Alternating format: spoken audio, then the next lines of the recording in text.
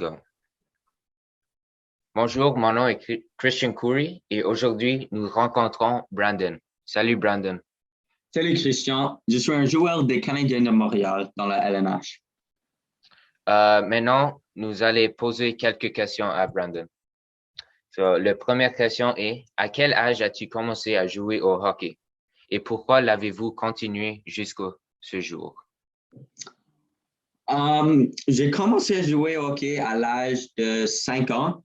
Mon père jouait au hockey quand il grandissait. Il jouait pour le McGill Redmen. Et aussi, son père jouait au hockey, donc c'est un sport de famille. Il y a beaucoup de raisons pourquoi j'ai continué, mais c'était juste quelque chose dans le hockey que j'aimais. C'était vraiment unique. Puis la sensation d'aller sur la glace et de patiner et de lancer un rondelle était différent des autres sports et c'est pourquoi j'ai continué. Comme c'était vraiment différent de le basketball, le baseball. C'est juste un sport vraiment créatif et unique et j'aime jouer des sports en équipe et le hockey, c'est un bon sport de jouer en équipe. Ça, c'est vraiment cool. Le deuxième question, quels sont vos meilleurs attributs et caractéristiques en tant que joueur de hockey? Je pense que Je pense que mes meilleurs attributs étant que je jouais sont mon éthique de travail et ma détermination de gagner. Tout au long de ma carrière, je n'ai jamais été le joueur le plus talentueux sur la glace. Je n'étais pas le genre de joueur qui avait la vie facile quand je jouais. Puis, j'ai toujours dû travailler très fort sur la glace pour surpasser les autres joueurs. Puis chaque fois que je suis sur la glace, je suis déterminé à gagner. Puis je m'en fous de le score. Je suis déterminé de gagner et je jouerai jusqu'à la fin de le match. Et je pense que ça, c'est les deux attributs et caractéristiques qui sont vraiment importants et c'est le plus meilleur pour moi parce que quand il y a des joueurs qui sont vraiment talentueux, ils peuvent faire les équipes vraiment faciles. Moi, je dois travailler très fort. Je dois être déterminé sur la glace. Et ça, c'est pourquoi j'ai réussi dans ce sport. Parfait. Troisième question. Quelle a été l'année la plus difficile où tu as joué au hockey? Il y avait beaucoup des années très difficiles pour moi, mais je pense que tout au long de ma carrière, il y a beaucoup des hauts et des bas, mais mon année la plus difficile et la pire a été ma première année en junior. À l'époque, j'avais 16 ans et je jouais dans une ligue composée avec des 19 ans et des 20 ans, car j'étais vraiment, vraiment jeune. J'étais dans une jeune équipe avec beaucoup de problèmes à l'intérieur de la salle. C'était un environnement vraiment toxique. Puis, pendant l'année, nous n'avons pas gagné un seul match. Et ça, c'est vraiment difficile sur nous. Juste imagine aller sur une équipe et tu ne gagnes pas toute l'année. Ça, c'est vraiment difficile sur nous, puis notre état mental. Je suis venu à la patinoire pour tous les entraînements.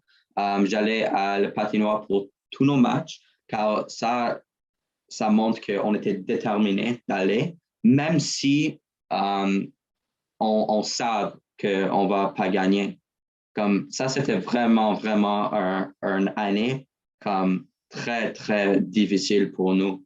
Et, mais sur l'autre côté, je savais que je devais terminer l'année et ne pas abandonner parce que je n'étais pas prêt à arrêter de jouer au hockey à cette année-là. J'étais 16 ans, car à cette année, il y a deux cases. Je peux arrêter de jouer et je peux continuer. Je choisis de continuer, même si je sais que l'équipe n'était pas bonne.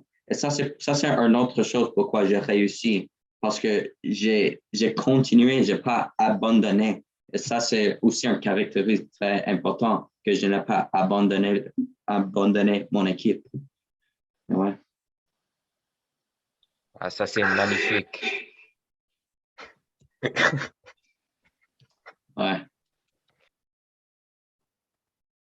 Le quatrième question est, quelle a été votre pire blessure en tant que joueur de hockey et comment cela vous a-t-il affecté?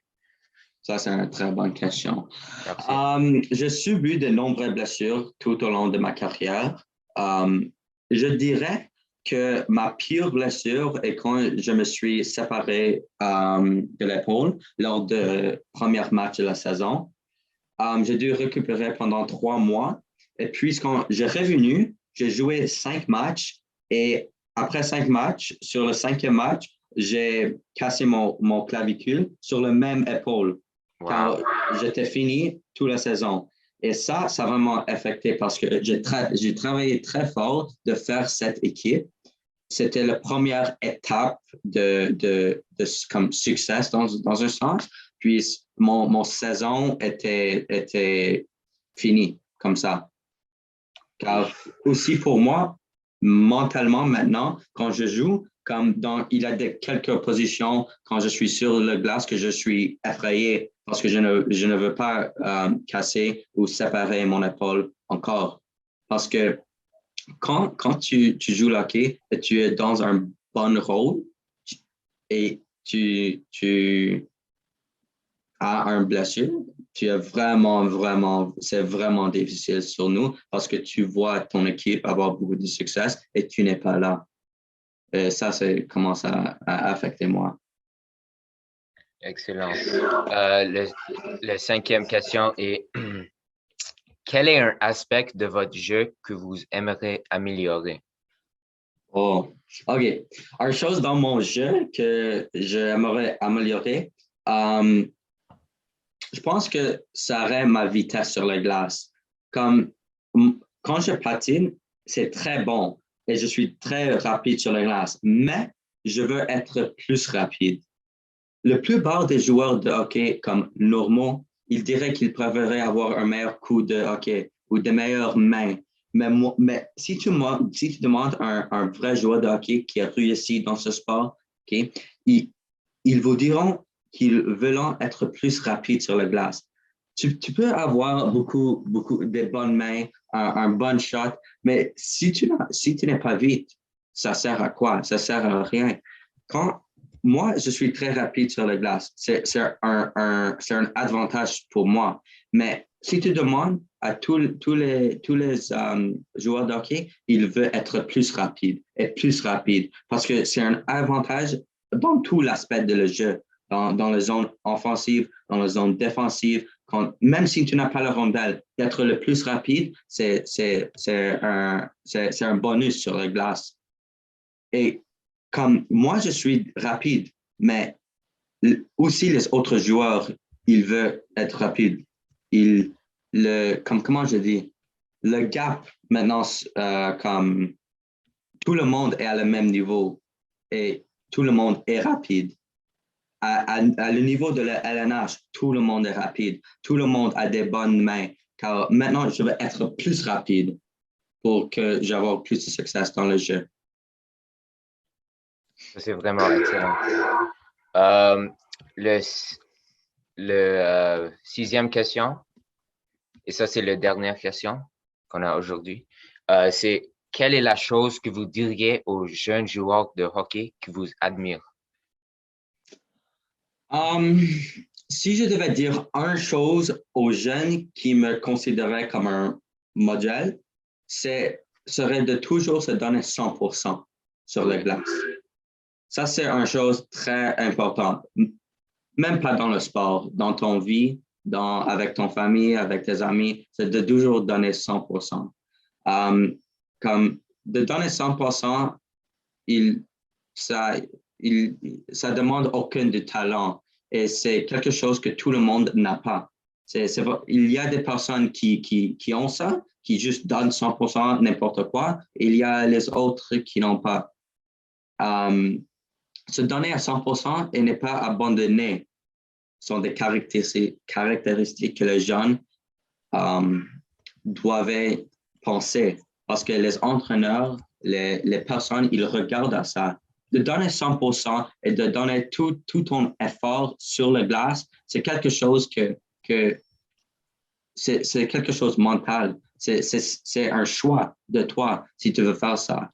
Et comme moi, un exemple, je n'avais pas beaucoup de talent quand je grandissais dans le hockey. Mais la raison pourquoi j'ai réussi, c'est parce que j'ai toujours donné mon 100%. Je n'ai jamais abandonné. J'ai donné mon cœur sur la glace. Et ça c'est une raison pourquoi j'ai réussi. Même si j'avais des équipes qui ne gagnaient pas, j'étais coupé de bonnes équipes. Ça n'affectait pas moi parce que j'ai donné mon 100%, je n'ai pas abandonné. Et ça satisfait beaucoup de personnes dans la grosse image. Je sais comme il y a des situations qu'il ne veut pas même moi. Mais moi, je sais en l'intérieur que si je travaille très fort, je donne mon 100%, il y va avoir des bons résultats. Ouais. Ça, c'est vraiment excellent, Brandon. Merci d'avoir pris le temps de répondre aux questions. Merci, Christian.